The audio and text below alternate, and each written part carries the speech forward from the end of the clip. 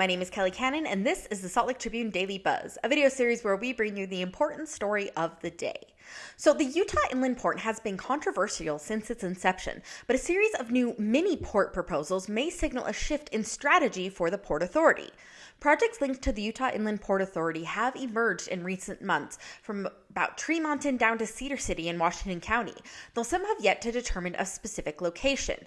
And while they're seeking funds and assistance from the controversial quasi-governmental agency, which was initially established to develop Salt Lake City's Northwest Quadrant port, most of these ports don't appear to be true ports at all. Instead, the Utah Inland Port Authority appears to be acting as a development agency of sorts, helping smaller cities and counties develop manufacturing zones along with infrastructure like rail, roads, and utilities.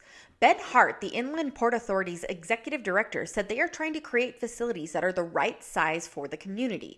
In other words, the giant international trade port in Salt Lake City appears to be on pause, if not outright abandoned. Instead, the focus has shifted to smaller truck-to-train intermodal sites in key areas of the state. Now, opponents of the inland port have expressed concern and alarm over the rapid rate that cities and counties are approving Port Authority projects without fully formed plans available to the public.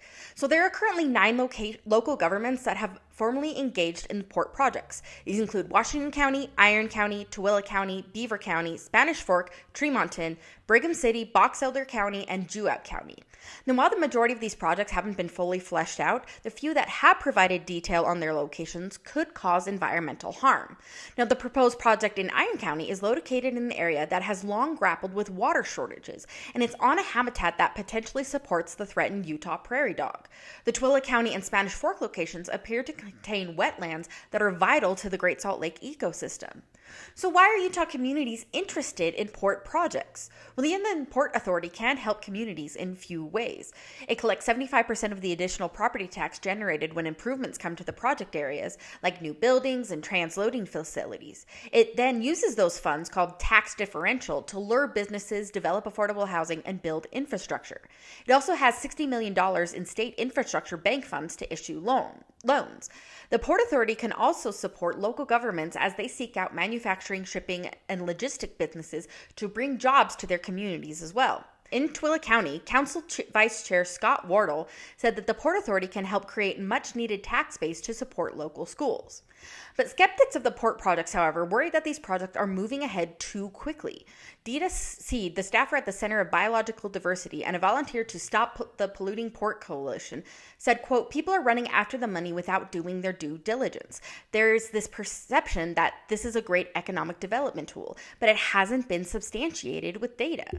Now, we want to hear from you guys. What do you think about these kind of mini ports that are popping up all over the state instead of the giant inland port that the Utah Inland Port Authority has been put in charge of?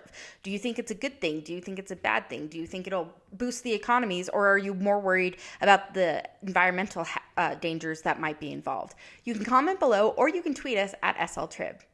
Thank you guys so much for watching. We really do appreciate it. If you want all of our Tribune videos as soon as they are live, including the Daily Buzz videos, be sure that you are subscribed. You can also find us on social media such as Twitter, Instagram, and TikTok at SLTrib. Thanks!